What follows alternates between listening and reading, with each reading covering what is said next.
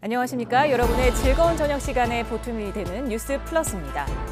초등학교 3학년생이 무단 조퇴를 막는 교감에게 욕하고 뺨을 때린 뒤 학교를 이탈해 충격을 주고 있습니다.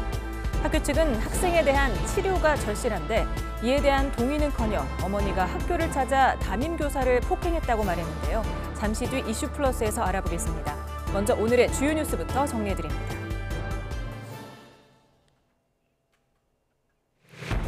제22대 국회가 오늘 첫 본회의를 열어 정식으로 개원했지만 출발부터 반쪽 국회로 파행 운영됐습니다. 국민의힘은 원구성 협상 난항 속에 여야 합의 없는 본회의 소집이 이뤄진 데 반발해 본회의에 불참했고 규탄대회를 열었습니다. 22대 국회 전반기 국회의장으로 5선의 우원식 의원이 선출된 가운데 우 의장은 국회법이 정한 시한을 지켜 원구성을 마쳐야 한다고 강조했습니다. 여야 원내대표는 법사위와 운영위 등 상임위 위원장직을 놓고 양보 없는 대치를 벌이며 이견만 재확인했습니다. 국민의힘이 문재인 전 대통령 부인 김정숙 여사의 인도 방문을 두고 의혹 제기에 나서고 특검법까지 발의하자 문 전 대통령이 직접 반박에 나섰습니다. 여권의 공세가 치졸한 시비라며 당시 외교당국의 거듭된 건의에 따라 김 여사를 설득해서 등 떠밀듯이 가게 한 것이라고 강조했습니다. 이원석 검찰총장은 김건희 여사 소환 조사 가능성에 대해 앞으로 검찰이 하는 일을 지켜봐달라고 말했습니다. 최근 성역 없는 수사를 강조한 검찰은 김 여사 소환 조사에 무게를 두고 있는 것으로 확인됐습니다. 동해 석유 가스 매장 가능성을 분석한 미국 엑지오사의 고문이 우리나라를 찾았습니다. 아브레오 고문은 명확한 답을 주기 위해 왔다며 매장된 석유와 가스의 경제적인 가치를 언급했는데 정부는 모레 기자회견을 열 예정입니다. 올해 서울 국민평형 아파트 전세 계약 가운데 절반 이상은 전세가가 6억 원을 넘은 것으로 나타났습니다. 4월까지 전용 면적 84제곱미터 아파트 전세 계약 건수는 14,400여 건으로 이 가운데 48.9%가 전세값 6억 원 미만이었습니다.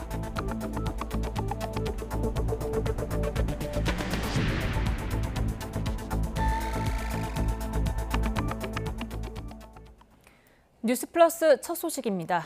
야당이 22대 국회 첫 본회의를 헌정사상 처음 단독으로 열고 우원식 의원을 전반기 국회의장으로 선출했습니다. 국민의힘은 합의되지 않은 의사 일정이라면서 참석을 거부했고 장외 규탄대회로 맞섰습니다. 강민경 기자입니다. 22대 국회 개원 7일 만에 의장단 선출을 위해 열린 첫 본회의. 야당 의원들이 바쁘게 인사를 나누는 가운데 여당 쪽 자리는 텅 비어 있습니다. 국민의힘이 합의되지 않은 본회의라고 반발하며 회의장에 들어오지 않은 겁니다. 반쪽으로 개의한 첫 본회의의 의사봉은 관례에 따라 최다선의 연장자인 민주당 추미애 의원이 잡았습니다. 이 자리에 함께하고 계신 모든 의원님들께 제22대 국회 첫 등원을 진심으로 축하드립니다. 야당은 우원식 의원과 이하경 의원을 각각 국회의장과 야당목 국회 부의장으로 선출했습니다. 우 의장은 입법부의 권한과 삼권 분립을 강조하며 최근 잇따라 거부권을 행사한 윤석열 대통령을 에둘러 비판했습니다. 22대 국회에서도 입법권이 제대로 쓰이지 못하면 신뢰의 위기는 더욱 깊어지고 민생과 개혁의 위기는 임계점을 넘을 것입니다. 본회의를 보이콧한 국민의힘은 본회의장 입구에서 규탄대회를 열었습니다. 합의 없이 의회 없다. 의회 독주 중단하라. 중단하라. 중단하라. 중단하라. 꼭 21대 실패를 되풀이해야 되겠습니까? 칼로 일어선 자는 칼로 망하고 힘으로 잡은 사람은 힘 때문에 망합니다. 본회의장엔 추경호 원내대표만 들어와 여야 합의 없는 본회의 개최는 국회법 취지에 맞지 않는다고 목소리를 높였습니다.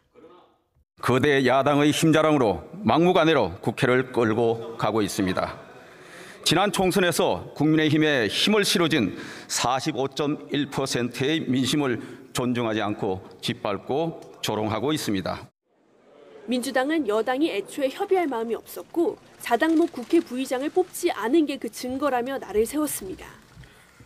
이미 6월 5일 날 선출하겠다는 예고를 했던 거 아니겠습니까? 그런데 지금 국민의힘 국회 부의장 선출했습니까? 전혀 맞지 않는 얘기죠.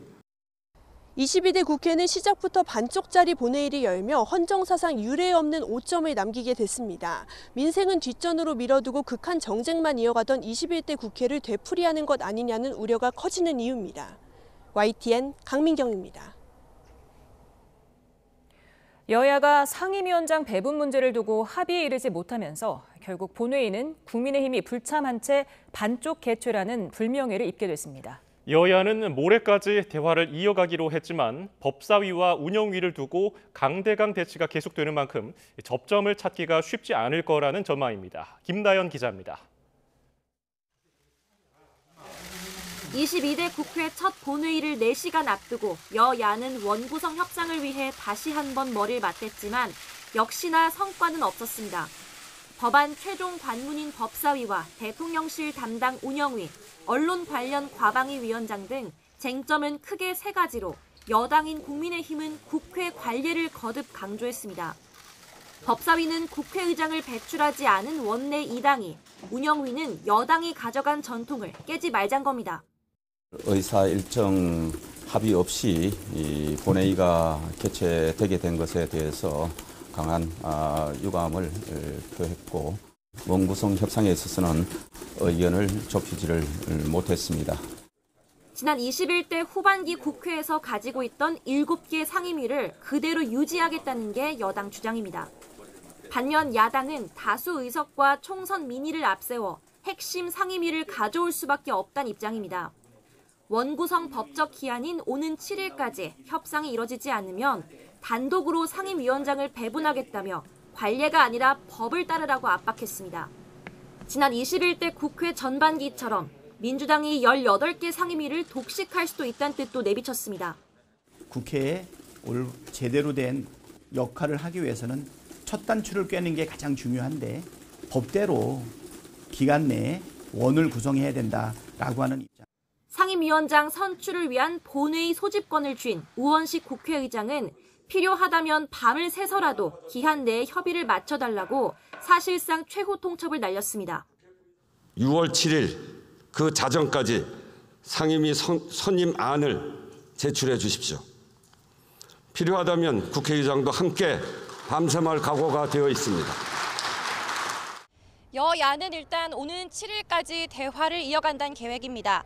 야당 일각에선 주요 상임위원장부터 먼저 선출한 뒤 추후 나머지 논의를 이어가는 등 협상 결렬에 대비한 차선책도 검토하고 있습니다. YTN 김다연입니다. 동해 석유 가스 매장 가능성을 분석한 미국 액트지오사의 고문이 정부 발표 이틀 만에 우리나라를 찾았습니다. 우리 국민에게 명확한 답을 주기 위해 왔다면서 매장된 석유와 가스의 경제적인 가치도 있다고 말했습니다. 최하영 기자입니다. 미국 액트지오사의 비토르 아브레오 고문이 인천공항을 통해 입국했습니다. 아브레오 고문은 가장 먼저 우리나라를 찾은 배경에 대해 이렇게 밝혔습니다. And then raise a lot of questions in the Korean for the Korean people and the Korean community to give better or more clear responses for the Korean people in this very, very important project. 매장된 석유의 경제적 가치를 분석했는지 높이 평가하는지에 대해선 그렇다라면서도 말을 아꼈습니다. The answer is yes, but I cannot expand on that, right? Because I'm under confidentiality agreement with KNOC, and actually.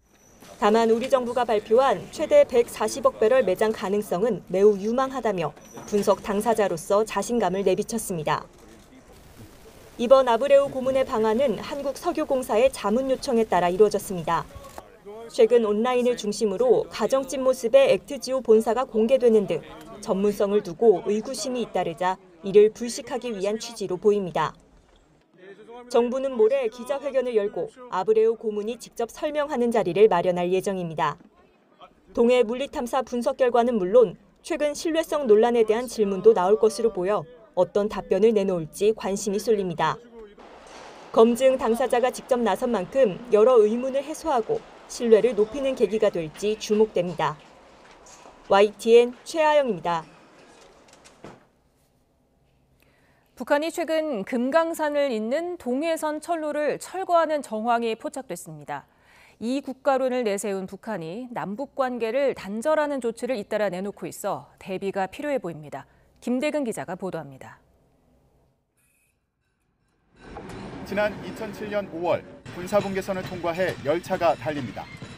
6.15 남북 공동선언을 계기로 개통한 동해선을 통해 반세기 만에 열차로 남북을 가로지른 겁니다.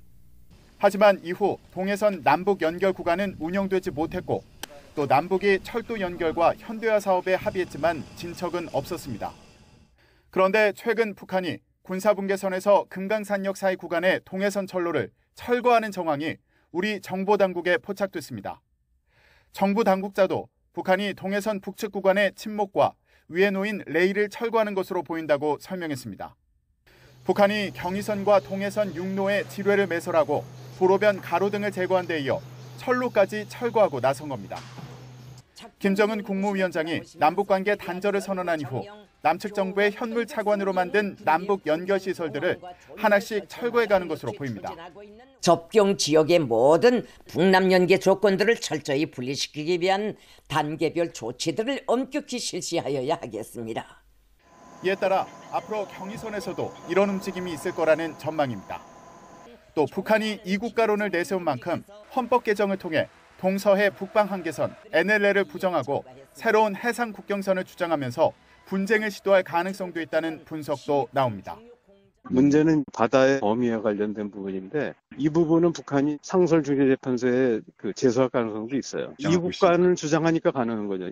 일국가 특수관계일 때는 국가와 국가 간의 국제사법재판소든 상설중재재판소에 제소하려면 논리적으로 좀 밀리잖아요. 자기네가 특수관계를 얘기해놓고. GPS 전파 교란과 오물풍선 살포 등 도발을 이어온 북한이 남북관계를 새로 설정하며 도발의 빌미로 삼을 수 있다는 우려가 커지고 있습니다. YTN 김대근입니다. 9.19 군사합의의 효력 정지로 그동안 멈췄던 서북도서와 군사분계선 일대에서의 포병 사격 훈련이 이달 중 재개됩니다. 군 관계자는 서북도서에 배치된 해병대는 K9 자주포 사격 훈련을, 육군은 포병 사격 훈련을 계획 중이라며 이같이 전했습니다. 해군 역시 NLL 인근 해군 함정의 기동 훈련과 포 사격 훈련을 준비하고 있어 조만간 훈련이 재개될 것으로 보입니다. 김건희 여사에 관한 의혹을 조사하는 검찰이 성역 없는 수사를 강조하며 소환 조사에 무게를 두고 있는 것으로 파악됐습니다. 김 여사에 대한 소환 조사가 이루어질 경우 명품 가방 사건과 도이치모터스 주가 조작 의혹을 한 번에 조사할 것으로 보입니다. 신지원 기자입니다. 김건희 여사 관련 의혹에 성역 없는 수사를 강조한 이원석 검찰총장. 최근 주변에 김 여사 소환 필요성을 언급했느냐는 질문에 이렇게 답했습니다. 충분히 말씀을 드렸습니다. 이미 말씀을 드렸으니까 이제는 저희 검찰이 하는 일을 여러분 지켜봐 주시면 감사하겠습니다. 검찰 안팎에서는 수사팀이 김건희 여사를 직접 불러 조사할 것이란 관측에 무게가 실리고 있습니다. 윤석열 대통령 부부를 고발한 인터넷 매체 서울의 소리와 김건희 여사의 명품 가방을 건네며 촬영한 최재형 목사 등 관계자들에 대한 조사를 마쳤고 최 목사와 김 여사가 주고받은 메신저 기록과 대통령실 통화 녹취 등 청탁 정황에 관한 자료도 확보한 만큼 정확한 사실관계 규명을 위해 김 여사에 대한 직접 조사가 필요하다는 겁니다. 검찰이 김 여사를 소환할 경우 명품 가방 사건과 도이치모터스 주가 조작 사건에 관한 조사를 한 번에 진행할 가능성도 제기됩니다. 도이치모터스 주가 조작 사건은 이미 사건 관계자들이 재판에 넘겨져 1심에서 유죄를 선고받았는데 법원이 공소시효가 살아있다고 판단한 2차 작전에 대한 조사가 남은 상황입니다. 전주로 의심받고 있는 김 여사 측은 과거 수사팀에 공소시효가 지난 부분에 대해서만 서면 진술서를 제출한 것으로 알려졌습니다. 다만 이 총장이 직접 수사 상황을 챙기는 명품 가방 사건과 달리 도이치모터스 주가 조작 사건은 지난 정부 때 법무부 장관의 수사 지휘권 발동으로 검찰총장의 개입이 제한된 상태입니다. 대통령실 관계자는 수사 중인 사안에 대해 언급하는 게 부적절하다며 말을 아끼고 있는데 조사 시기와 방식을 조율하는 과정에서 대통령실과 검찰의 갈등이 불거질 가능성도 제기됩니다.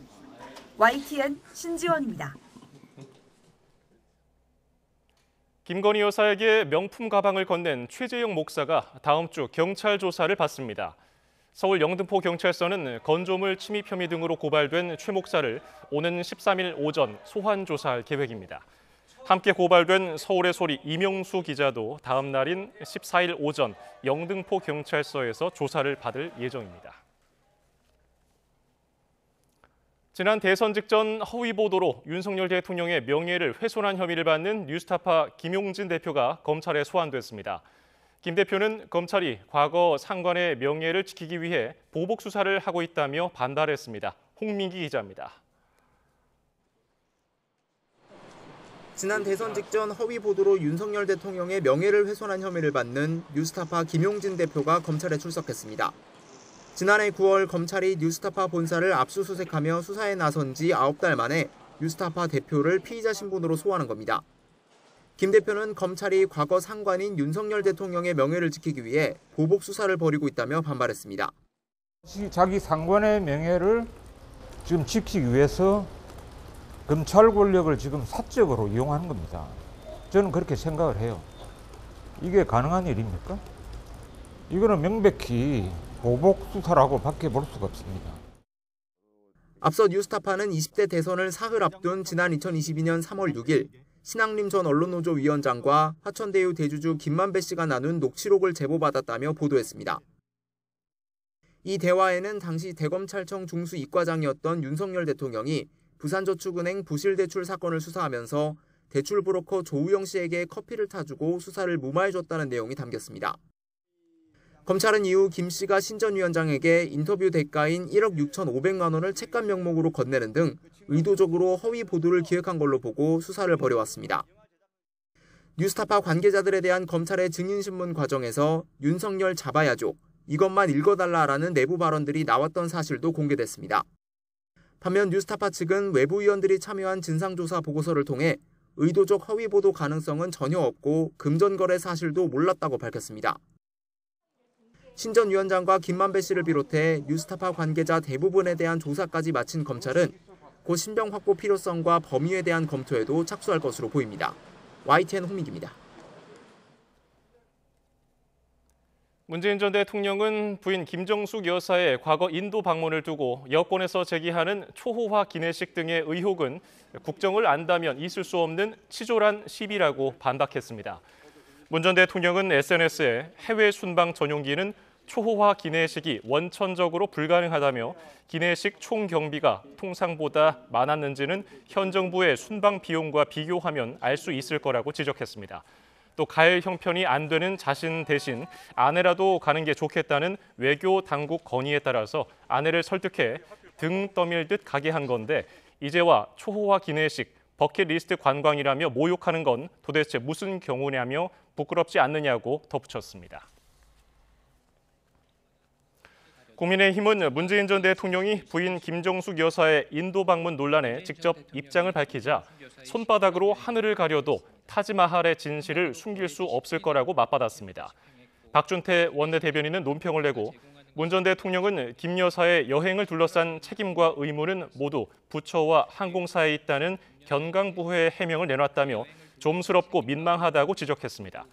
이어서 본질은 문 전 대통령이 언급한 것처럼 영부인 단독 외교가 사실인가 하는 점이라며 타지마할을 사랑한 건 죄가 아니지만 국가 공권력과 혈세를 동원한 관광이라면 문제는 달라진다고 비판했습니다. 오늘 서울 낮 기온이 처음으로 30도를 넘어서며 올해 들어 가장 더웠습니다. 현충일인 내일도 전국적으로 30도 안팎의 더위가 이어지고 일부 지역에서는 소나기가 내릴 전망입니다. 김민경 기자입니다. 뜨거운 햇볕이 내리쬐는 서울 도심. 양산으로 햇살을 가리고 시원한 음료로 잠시나마 더위를 식힙니다. 바닥 분수에서 뿜어져 나오는 시원한 물줄기에 아이들이 물놀이를 즐깁니다. 한여름 풍경입니다. 오늘 서울의 낮 기온은 30.1도. 올해 들어 처음으로 30도를 넘어서며 가장 더웠습니다. 아이스크림 먹는데도 너무 덥고 땀도 나고 힘든 것 같아요. 너무 힘들고요. 너무 더운 거를 생각하면 정말 올 여름 정말 많이 걱정되고요. 강원도 정선 32.3도, 영월 31.9도, 경북 의성 30.3도 등 전국 곳곳의 기온도 30도를 웃돌았습니다. 이동성 고기압의 중심이 한반도에 위치해 전국이 맑은 가운데 강한 햇볕이 내리쬐면서 지면이 가열됐기 때문입니다. 때이른 한여름 더위는 내일도 이어집니다. 현충일인 6일은 고기압의 영향으로 대체로 맑은 날씨를 보이고 기온이 높게 올라가겠습니다. 서울과 춘천 30도, 청주 29도, 대구 28도 등 전국 대부분 지역의 낮 기온이 30도 안팎으로 오르겠습니다. 다만 광주의 낮 기온은 27도, 여수와 제주 23도 등 호남과 제주도는 오늘보다는 기온이 다소 낮아지겠습니다. 일부 내륙을 중심으로 구름이 다소 끼며 일사효과가 다소 적어지면서 낮 동안의 기온 상승에도 다소 영향이 있겠습니다. 특히 동풍과 남서풍의 충돌 등으로 대기가 불안정해지며 소나기가 내리는 곳이 있겠습니다. 소나기는 제주도와 전남, 강원도에서 5에서 30mm가 내리겠고 일시적으로 돌풍과 함께 천둥 번개가 치는 곳도 있을 걸로 보여 주의가 필요합니다. 때이른 한여름 더위는 이번 주말 전국적으로 비가 내리기 전까지 이어질 전망입니다. YTN 김민경입니다.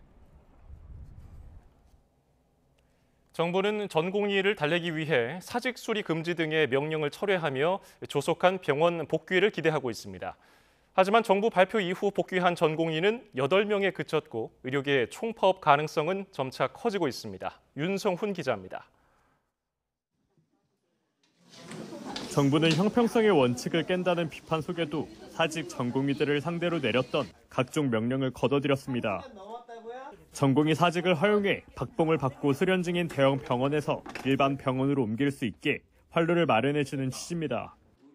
정부가 여러분들이 의견을 경청하고 훌륭한 의료인으로 성장할 수 있도록 모든 지원을 아끼지 않을 것입니다. 그러나 정부가 화해의 손길을 내민 날 복귀한 전공의는 단 8명에 그쳤습니다. 전체 전공의 가운데 12,700여 명, 93%는 여전히 복귀하지 않은 겁니다. 이미 등을 돌린 전공의들의 마음을 돌이키기엔 정부 대책이 역부족이라는 분석이 많습니다. 수업을 거부하고 있는 의대생들의 마음을 돌리는 것 역시 만만치 않습니다. 대학 총장들이 나서 머리를 맞댔지만 집단 유급과 휴학을 막기 어렵다는 결론만 내렸습니다. 늘어난 신입생의 유급생까지 이런 상황으로 가다간 내년에 한 학년이 8,000명에 육박할 수도 있지만 정부엔 뾰족한 수가 없는 듯한 모습입니다. 전공의와 의대생이 돌아올 기미가 없는 상황에서 의사와 교수들의 집단 휴진 가능성은 고조되고 있습니다.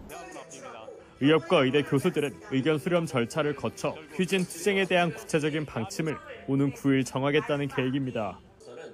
이미 증언을 확정한 정부가 의료계를 달랠 묘수가 마땅치 않은 가운데 의료 대란이 이번 달에 벌어질 수 있다는 우려가 나옵니다. YTN 윤성훈입니다.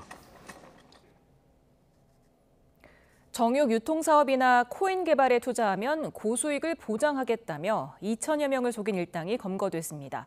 아도 인터내셔널이라는 업체명을 내세워 다단계 사기를 벌였는데요. 끌어모은 돈이 4천억 원이 넘습니다. 권준수 기자가 보도합니다. 수백 명이 빼곡히 앉아있는 강당. 회색 정장 차림의 한 남성이 본인을 기업 대표라고 소개합니다. 네, 반갑습니다. 주식회사 스토리 대표이사 이신훈입니다. 반갑습니다. 돈도 많이 벌고 계시나요?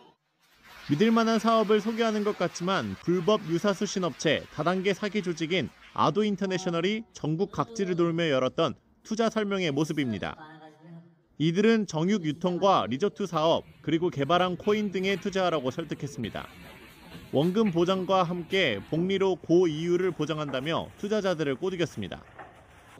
대표 A씨뿐만 아니라 계열사 운영자들과 투자 모집체까지 120명이 조직적인 사기에 가담했습니다. 이들은 한강 유람선에 투자자들을 태워 호화 파티를 열기도 하는 등 마치 사업이 잘 돼가는 것처럼 뽐내기도 했습니다. 그렇게 끌어모은 자금은 무려 4,400억 원대였는데 모든 투자는 허울뿐이었습니다. 페이 앱을 개발하여 이를 투자자들 휴대폰에 설치하게 하였으며 이를 이용하여 간단하게 투자하도록 유도하였습니다. 게다가 회원 명단, 투자 금액을 관리하는 전산실 장소를 계속 옮겨가며 수사기관의 추적을 피하기도 하였습니다. 경찰 수사가 시작된 건 지난해 2월부터인데 대표 A씨는 서울에서 부산까지 도망갔다가 결국 체포됐습니다. 책임자급 직원 등 10명도 해외로 도주하려다 붙잡히는 등 모두 구속 상태로 검찰로 넘겨졌습니다. 지금까지 집계된 피해자는 2,100여 명으로 실제 이들이 날린 돈은 490억 원가량으로 추정됩니다. 여자 사람들하고 전부 투어를 했기 때문에 수많은 사람들이 들어갔고 그 대부분은 아까 노인과 부녀 그리고 정말 살기 힘든 서민이 대다수입니다. 경찰은 아도 인터내셔널이 갖고 있던 현금 28억 원을 압수하고 소유 부동산 등 147억 원 상당의 재산도 동결 조치했습니다. 실제 투자금 규모는 집계된 피해액보다 10배가량 더 많은 만큼 경찰은 추가 피해자가 있을 것으로 보고 수사를 이어가고 있습니다. YTN 권준수입니다. 특수강도 혐의로 구치소에 수용됐다가 도주극까지 벌여 1심에서 징역 4년 6개월을 선고받은 김기수에 대해 검찰이 항소심에서 징역 7년을 구형했습니다. 김기수는 추후 변론에서 자신 때문에 피해를 본 모든 사람에게 머리 숙여 용서를 구한다며 선처해달라고 호소했습니다. 오늘 오전 8시 반쯤 부산 남구 문현지하차도에서 40대 A씨가 몰던 승용차가 중앙선을 넘어 마주오던 차량 3대를 잇따라 들이받았습니다. 주변을 달리던 다른 차량 2대도 사고에 휘말려 A씨 등 운전자 5명이 경상을 입었습니다. 경찰은 사고 당시 A씨가 면허 취소 수준의 만취 상태였다고 밝혔습니다.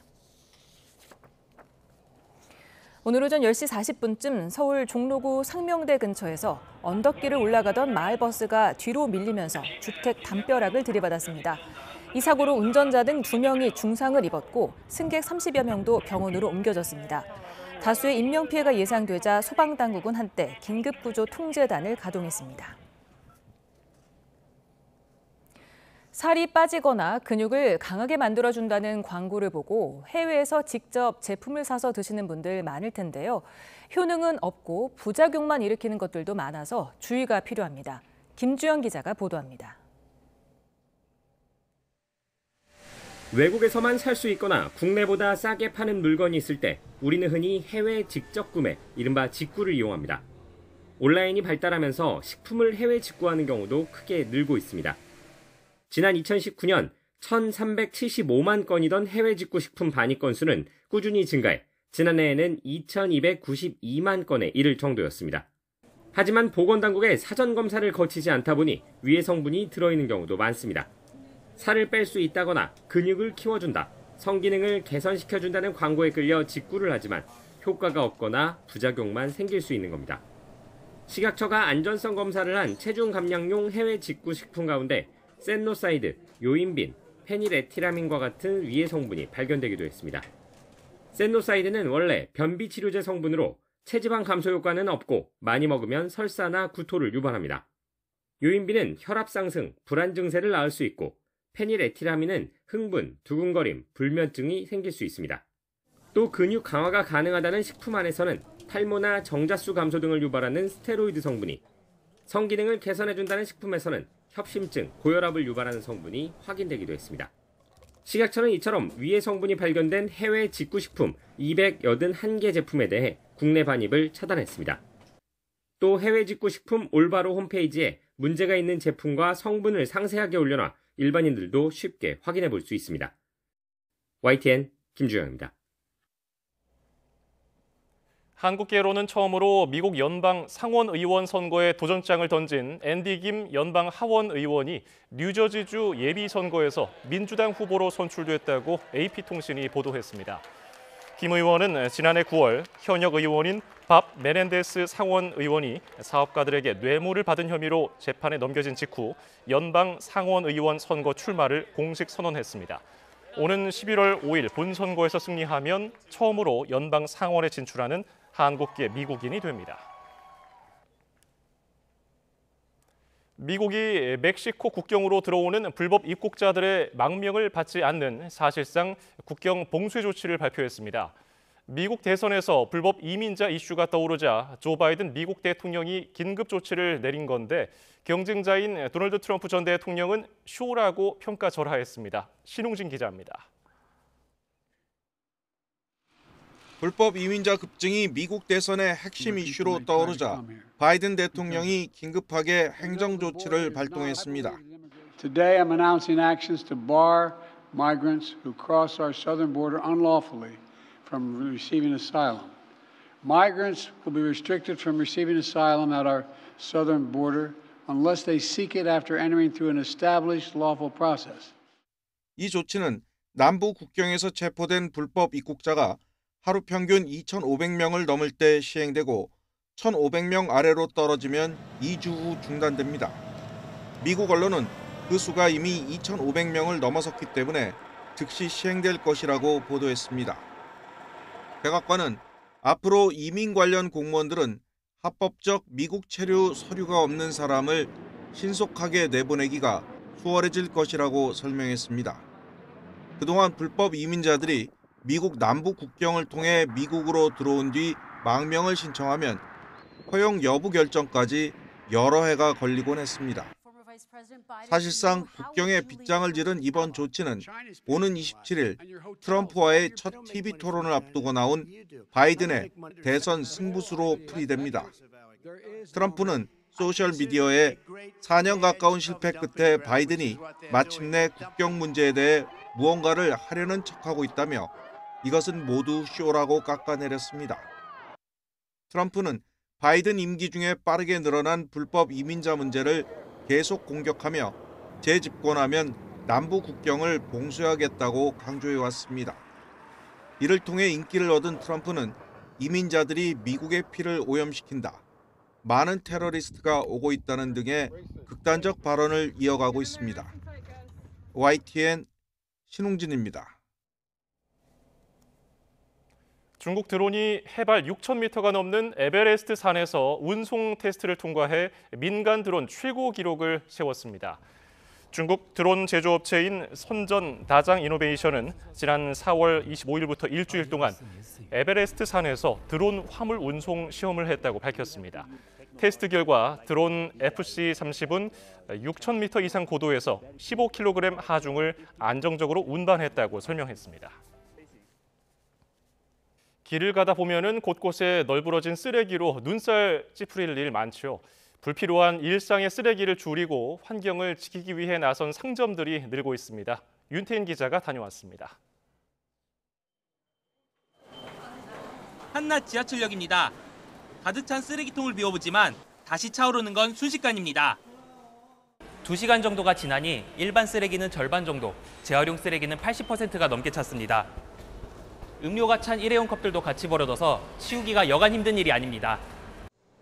역사 곳곳에도 쓰레기가 떨어진 모습을 어렵지 않게 볼 수 있습니다. 여기도 놓고 가셨네요.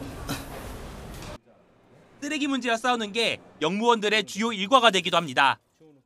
때 저녁 시간하고 금요일, 토요일, 일요일 날 주말에는 정말 수시로 치우는데도 쓰레기가 바로바로 금방 차고 그럽니다. 그러나 쓰레기통이 좀처럼 차지 않는 곳도 있습니다. 아이와 산책을 나온 윤하능 씨. 카페에 들러 마음에 드는 텀블러를 골랐습니다. 아이의 입가를 닦을 땐 카페에 마련된 수건을, 커피를 마실 땐 다회용 빨대를 사용합니다. 이런 텀블러 사용이나 일회용 냅킨 대신에 빨아서 쓸 수 있는 손수건을 쓴다는 거, 쓰레기도 나오지 않고 좋은 것 같아요. 쓰레기 배출을 최소한으로 줄이는 이른바 제로 웨이스트 카페입니다. 처음 방문한 손님도 거부감보다는 반가운 마음이 앞섭니다. 쓰레기통에 항상 이렇게 테이크아웃 잔이나 냅킨이나 이런 게 수북히 쌓여가 있는 경우가 있거든요. 근데 그런 거 없이 쓰레기통도 깨끗하고. 칫솔부터 비누 수세미까지 다양한 생필품을 파는 잡화점. 이곳은 제품마다 포장재가 없는 게 특징입니다. 세제나 섬유유연제는 각자 가지고 온 공병에 담아갈 수 있습니다. 플라스틱 폐기물 없이 원하는 양만큼 사갈 수 있어 손님들 호응도도 높습니다. 점주들이 제로 웨이스트 매장을 운영하는 이유는 단연 환경보호입니다. 어렸을 때부터 자연, 동물에 관심이 많았었거든요. 내 공간을 가지고 주도적으로 좀 제로 웨이스트를 실천하고 싶다고 생각해서 카페를 열게 되었어요. 쓰레기 문제를 해결하고 환경을 지키기 위해선 모두의 제로 웨이스트 실천이 필요한 때라고 고객들도 입을 모았습니다. YTN 윤태인입니다.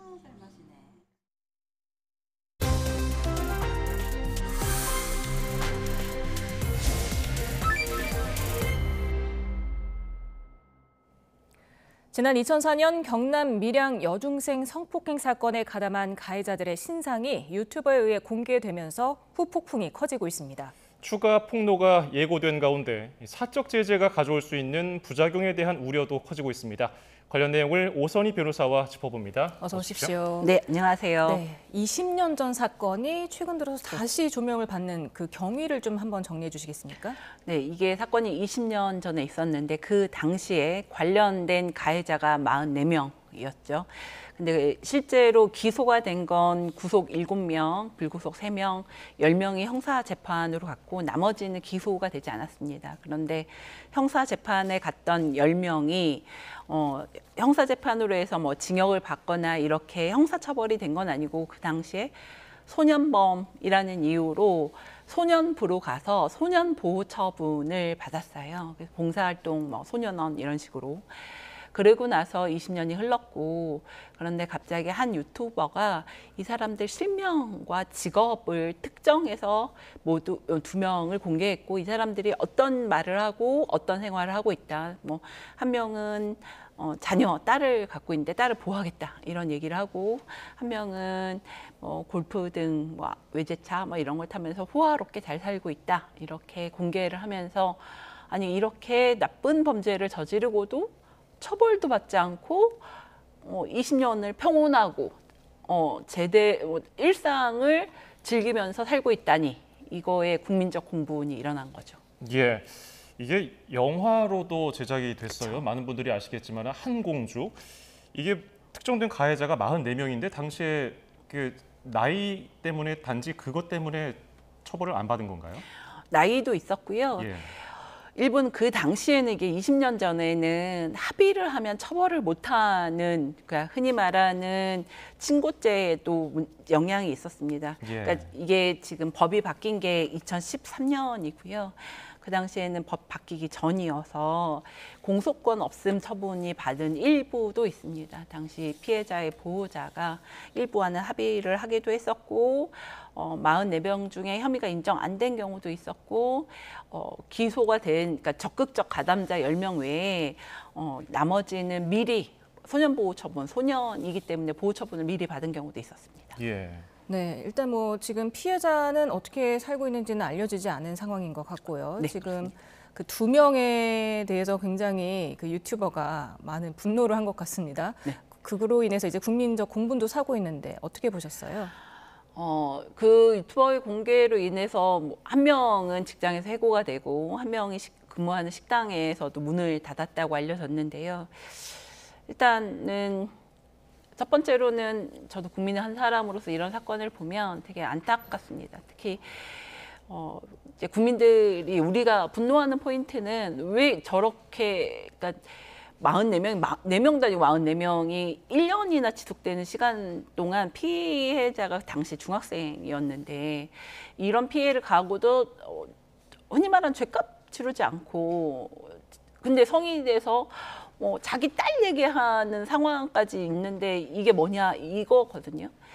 근데 한편으로는 이러한 사적 제재가 우리 사회가 전혀 이런 사적 제재가 아니고서는 사회의 공적 시스템을 믿지 못한다는 상징이거든요. 공적 시스템이 안 돌아가니까 사적 제재를 하고 사적 제재에 환호를 하고 그것이 사회 현상인 것처럼 보여집니다. 이 사적 제재에 환호하는 거는 사실 드라마에서도 사적 제재를 하는 주인공들이 많이 나오고 있거든요.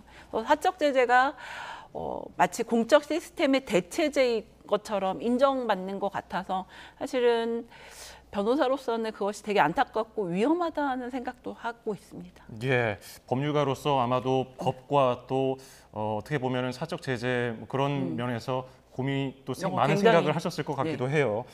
유튜버에 따르면요, 그러니까 가해자 신상을 공개한 유튜버에 따르면은 아직 신상을 폭로하지 않은 일부 가해자들이 사과하고 모든 걸 털어놓겠다. 다만 본인 신상은 좀 공개하지 말아달라 이렇게 호소했다고 하는데 어떤 내용입니까? 지금 유튜버가 지금 44명 중에 2명 발표했고 나머지는 다 알고 있다 이렇게 말을 하고 있거든요. 근데 나머지 관련자들이 자기한테 연락을 하고 있다. 근데 이것이 뭐 진실인지 아닌지는 모르겠지만 일부 진실이 포함되어 있을 거라고 생각은 하고 있고요.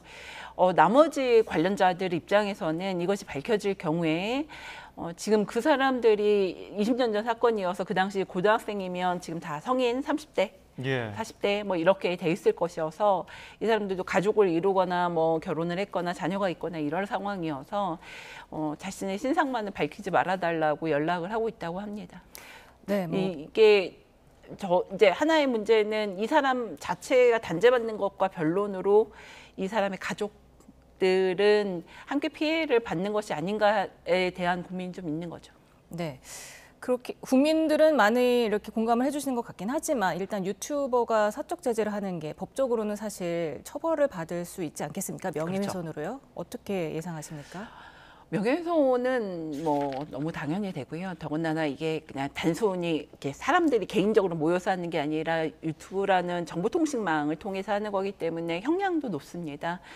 다만 이게 사실이고 자신이 공공의 이익을 위해서 했다 이런 경우에는 형법 310조에 의해서 위법성이 없다고 뭐 얘기를 해볼 수는 있겠는데 기본적으로 범죄 사실, 전과 뭐 이런 것에 대해서 말하는 것은 명예훼손이 된다는 판례들은 있습니다. 처벌이 어느 정도 높죠?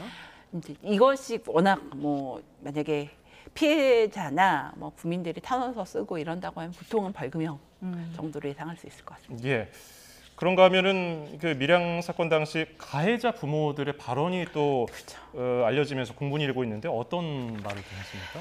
피해자에 대한 비난인데요. 피해자뿐만 아니라 우리도 피해를 입었다. 그리고 여자가 가해자 쪽에서요. 가해자 부모가 우리 피해는 왜 생각해주지 않냐? 또 하나는 여자가 유혹을 하면 뭐 여기서 표현은 뭐 꼬리치면 안 넘어간 남자가 어딨냐. 이러에 대해서 이게 이제 전형적으로 가해자가 피해자를 비난하는 얘기죠. 왜 여자가 꼬리쳤다.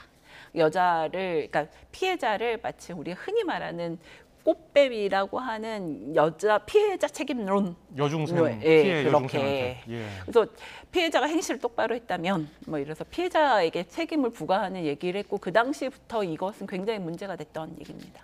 네. 그런데 또 가해자를 옹호했던 경찰까지 또 재조명이 됐습니다. 그렇죠. 그 부분도 설명을 해주시죠. 그 당시에 그 밀양의 물을 피해자 때문에 다 흐렸다. 뭐 이렇게 해서 피해자를 또 비난했던 경찰이 있었고요. 네, 피해자는 밀양 사람이 아니었죠. 네. 근데 밀양 지역을 피해자가 다 흐려놨다 이런 얘기를 해서 사실은 이 경찰이 공개적으로 사과한 적도 있습니다. 예. 이게 가해자의 신상 공개, 뭐 일각에서는 뭐 정의롭다고 말하는 분들도 있고, 일부에서는 또 법적인 테두리 안에서 해야 되는 거 아니냐 이런 지적을 하고 있습니다. 뭐 이렇게 이런 사건 사고가 알려지면은 가해자로 특정되는 사람에 대해서 신상 공개가 계속해서 지금 이어지고 있는데 이렇게 대중이 호응하는 것에 대해서는 어떻게 좀 보십니까? 기본적으로 우리 사회의 사법 시스템이 신뢰를 받고 있지 않구나가 제일 중요한 문제인 것 같습니다. 우리가 죄를 지으면 우리나라의 사법 시스템 분명히 이 죄를 저지른 만큼 단죄를 한다. 그러니까 사적 제재 필요 없어. 이렇게 이게 믿음이 가야 사람들이 저렇게 사적 제재하는 거 잘못한 거 아니야 라고 생각을 할 텐데 우리는 죄를 져도 빠져나간다.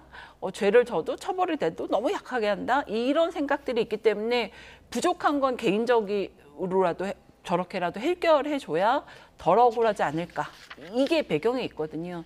이거는 사실은 뭐 저도 마찬가지지만 사법 시스템의 관여자 모두가 고민해야 될 지점이라고 생각하고 분명히 잘못한 게 있으면 잘못한 만큼 책임지게 하는 것. 이게 정의라서 그 정의가 국가 시스템 안에서 제대로 돌아가게 하는 것이 제일 중요한 시점이 됐다. 이런 생각은 듭니다. 네, 알겠습니다. 다음 주제로 한번 넘어가 보겠습니다. 가수 김호중 씨 이후에 당분간 연예계 이런 뉴스는 없을 줄 알았는데 또 음주 사고가 있었습니다. 장군의 아들 배우 박상민 씨 음주운전 적발 소식이 들렸는데 그것도 전해주시죠. 네, 박상민 씨가 얼마 전에 음주운전하다가 집 근처에서 자신의 차를 운전하다가 잠든 상태로 발견이 돼서 주변의 주민의 신고로 음주운전으로 단속이 됐습니다. 차 안에서 잠들었는데 혈중 알코올 농도가 면허 취소 수준이었고요. 근데 지금 이게 처음이 아니고 지난 1997년과 2011년에도 단속된 적이 있었기 때문에 국민들이 많이 비난을 하고 있습니다. 예, 이때는 한참 그 가수 김호중 씨 네, 음주운전 관련 얘기로 떠들썩할 때였는데 이렇게 또 같은 기간에 사고가 났습니다. 이러면은 세 번째니까 이게 음주가 습관이 아니냐, 음주운전이 습관이 아니냐 이런 얘기도 나오던데요. 사실은 음주운전은 이제 변호사들은 한 번 하면 10번, 100번 있다 이렇게 생각을 합니다. 왜냐하면 음주운전 안 하는 사람들은 안 하지만 음주운전한다고 한 번 했다고 무조건 걸리는 건 아니니까요. 다만 또 심지어는 지금 이 박상민 씨 경우는 운전하다가 잠이 들었단 말이죠. 그러니까 차 안에서 잠을 자고 있는 게 신고가 된 거여서 그거는 단순히 조금 취해서 운전하는 경우가 아니고 남이 신고할 정도로 만취한 상태였기 때문에 매우 좀 위험한 상태였고 습관이었다고 보이는 면이 충분합니다. 다만 이게 지금 박상민 씨 같은 경우는 97년, 2011년, 지금 2024년에서 간격이 있어서 가중처벌이 되는 거는 법률적으로는 10년 이내이기 때문에 가중처벌 대상에서는 벗어나는 있습니다. 네, 근데 이렇게 계속 반복이 되는데 이걸 어떻게 해야 됩니까? 이거 대책이 없습니까? 저는 그냥 이게 사람이 술을 마시는 게 아니라 술이 사람을 마시는 단계에서 본인이 이성적이고 객관적인 판단에서 나 술 마셨으니까 대리기사 불러야지가 되지 않아서 적극적으로 권고 드릴 때는 술 드시는 자리에는 차를 절대 가져가시지 않는 것이고 사실 음주운전 처벌 경력이 있으신 분들은 이렇게 알코올 중독이나 단주 관련해서 정신과 치료를 받거나 적극적으로 나서시지 않으면 지금은 사실 김호중 씨의 사건 이후로 경찰이나 검찰에서 반복적인 음주운전이나 특히 인사사고에 대해서 처벌 수위가 굉장히 내부적으로 높여 있거든요. 그래서 이거는 좀 당사자 분들이 되게 스스로 엄격하게 판단하시는 게 맞다고 생각합니다. 현장에서 실제로 음주운전으로 처벌을 받은 분들이 또 다시 음주운전을 하는 이런 일이 많습니까? 굉장히 많습니다. 그러니까 음주운전은 저는 음주운전으로 재판 도중에 음주운전 하시는 분들 되게 많거든요. 근데 음주운전 도중에는 사실 면허가 취소된 상태면 무면허의 음주운전, 그렇죠. 이중이거든요.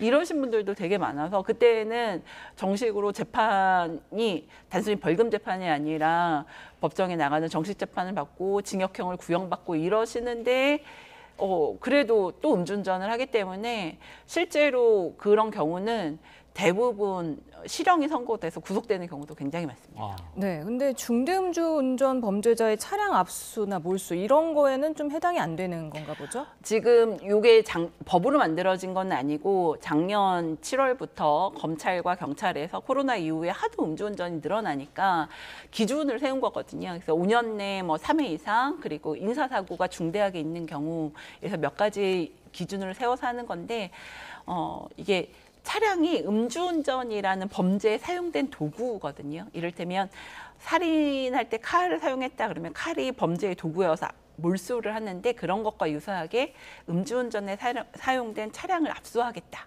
몰수하겠다 이런 것인데 요 박상민 씨 경우는 아까 말씀드렸다시피 좀 그 기준에는 너무 간격이 멀어가지고 그 기준에 해당하지는 않을 것으로는 보입니다. 또 가족 명의라면 본인 명의가 아니면 또 안 된다면서요? 그렇죠. 이게 범죄에 제공된 물건이지만 범인 외에 제3자 소유인 경우는 몰수가 되지는 않습니다. 예. 네. 자, 주제를 한 번 더 바꿔볼까요? 전북 전주의 한 초등학교에서 발생한 일인데요. 한 학생이 3학년짜리 학생이었습니다. 담임 교사와 교감을 폭행하는 일이 있었는데 어떤 사건이었습니까? 네, 이 학생이 초등학교생이 무단으로 학교에서 나가려고 하는데 교감 선생님이 이것을 제지하고 학교에서 무단으로 나가지 못하게 하려니까 교감 선생님의 뺨을 때리고 교감 선생님의 팔을 물고 침까지 뱉었던 것이 알려지면서 굉장히 문제가 되었습니다. 이게 학생이 어리고 교감 선생님이 이걸 제지하지 못하시고 사실은 그대로 학생의 가해 행위에 대해서 예. 피해를 입고 결국에는 그대로 그냥 학교를 나가는 거를 포기하고 보시는 영상이 밝혀졌고 알려진 바에 의하면 이 학생이 이것이 처음이 아니고 담임 선생님한테도 계속 그래 왔던 것으로 알려졌습니다. 근데 저렇게 아이가 폭력적인 행동을 반복하고 때리고 가방을 휘두르고 하는데 저거를 말리지는 못하는 겁니까? 이제 아동학대로 의심을 받을까 봐 이렇게 가만히 계시는 걸까요? 이게 이제 처음 있었던 일은 아니고 이 아동이 강제 전학을 통해서 이 학교로 전학 온 학생이었고 사실은 이날이 첫날이 아니고 지난달에 전학을 와서 담임 선생님한테도 이런 폭력들이 있었고 제지하는 과정에서 학부모가 보호자가 담임교사한테도 오히려 아동학대라고 항의하는 과정들이 있어서 학교 측에서는 학생의 교육 과정이 오히려 부모가 아동학대라고 이미 지금 주장이 되어 있으니까 더 이상 제지를 못하고 지금 교감 선생님도 제지를 해봤자 아동학대라고 말한다는 게 경험적으로 알고 계시니까 지금 저렇게 포기를 하고 아이가 나가는 거를 그냥 지켜보고 계셨던 것 같습니다. 예. 그런데 이 일이 있고 나서 저 학생의 학부모가 학교에 와서 담임 교사를 또 폭행한 것으로 알려져서 논란이 커지고 있는데 이거는 뭐 법적인 제재가 없습니까? 어머니가 지금 예. 학생의 어머니가 교사를 폭행한 거는 뭐 이건 당연히 제재가 되고요. 왜냐하면 어머니는 14세 이상의 성인이니까 당연히 제재가 되고 어머니에 대해서는 다른 사건에 비해서 더 엄한 처벌이 예상이 됩니다.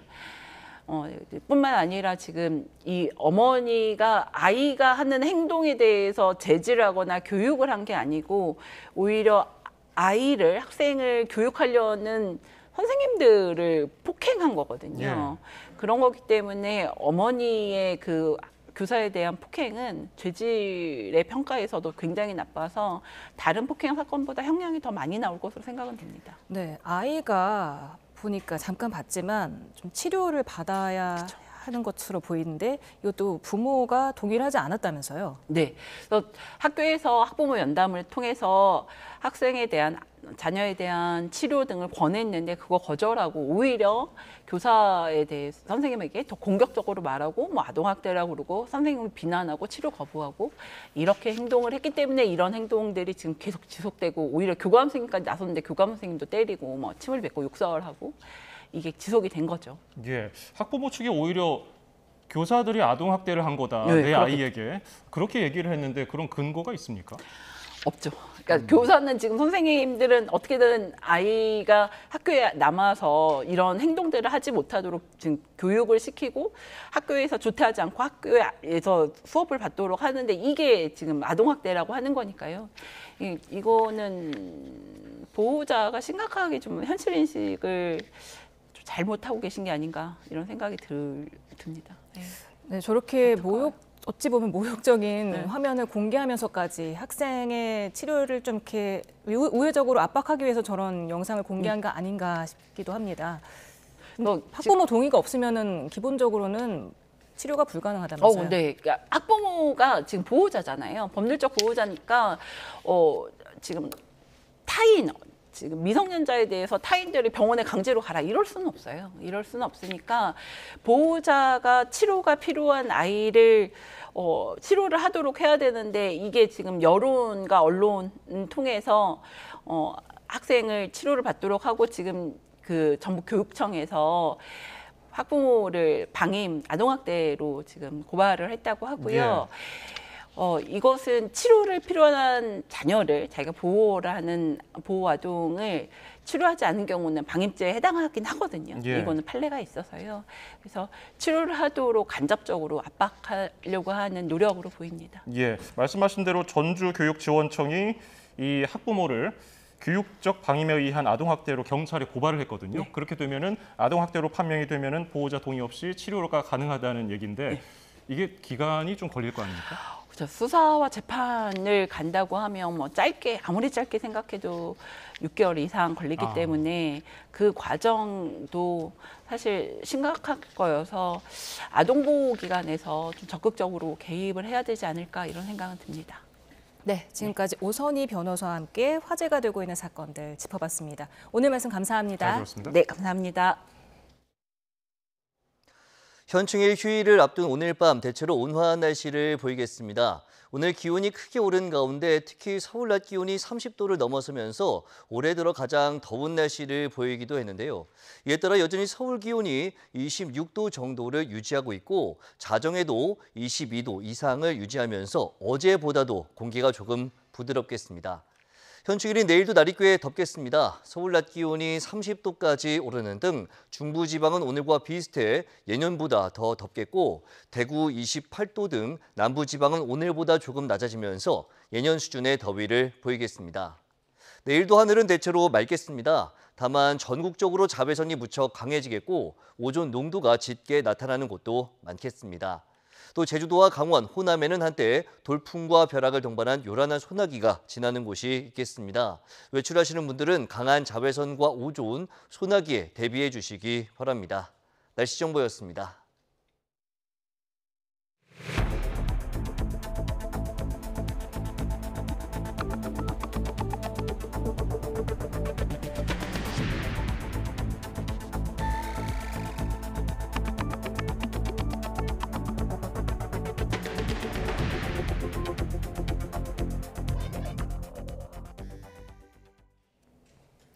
(22대) 국회 전반기 국회의장으로 5선의 우원식 의원이 선출됐습니다. 국민의힘 의원들이 불참한 가운데 열린 본회의에서 우 의원은 총 투표수 192표 가운데 190표를 받아 국회의장에 당선됐습니다. 우 의장은 선출 직후 국회법이 정한 시한을 지켜 원 구성을 마쳐야 한다며 여야 원내대표에게 밤을 새는 한이 있더라도 오는 7일 자정까지 상임위 선임안을 제출해달라고 요청했습니다. 여야 원내 지도부가 22대 국회 첫 본회의를 앞두고 원구성 협상을 위해 다시 만났지만 합의에 이르지는 못했습니다. 더불어민주당 박찬대 원내대표는 법정 시한인 모레까지 협의를 이어가겠지만 정해진 기간 안에 협의가 안 되면 원칙대로 의결하겠다는 입장이라고 덧붙였습니다. 반면 추경호 원내대표는 국회법 정신은 대화와 타협을 통해 협치하라는 뜻이라며 이어서 민주당이 법대로 하자는 건 힘대로 하자는 거라고 지적했습니다. 여야는 모처럼 한 목소리로 북한 오물풍선 피해를 정부가 보상해야 한다며 나란히 관련 법안을 내놨습니다. 하지만 국회 개원 첫 단추인 원구성 지연 여파로 소관 상임위조차 꾸리지 못해서 법안 심사까지는 시간이 필요할 거라는 우려도 나옵니다. 임성재 기자입니다. 최근 북한이 대량 살포한 오물풍선 피해를 보상할 법적 근거가 없다는 지적에 국민의힘은 서둘러 보완 입법에 나섰습니다. 적의 침투 도발로 피해가 있을 때 정부가 지원과 수습, 복구 조치를 할 수 있도록 사각지대를 메운 민방위 기본법 개정안을 발의한 겁니다. 소촉한 개정을 통해서 국민의 안전과 여러 가지 재산상의 평온한 일상이 보장될 수 있도록 민주당 등 야당에서도 적극적으로 협조해 주시기를 기대합니다. 더불어민주당 역시 하루 앞서 사실상 같은 내용의 법안을 내놓으며 속도전을 펼쳤습니다. 접경 지역 주민들이 많이 불안해하고 있는 것 같습니다. 접경 지역 및 국민 피해 보상 법안을 보상 법안들의 대책을 우리 당이 추진해 나가기로 했습니다. 소관 상임위인 국회 국방위원회를 열어 긴급 현안 질의를 하고 현장 방문을 추진하겠다는 계획도 빼놓지 않았습니다.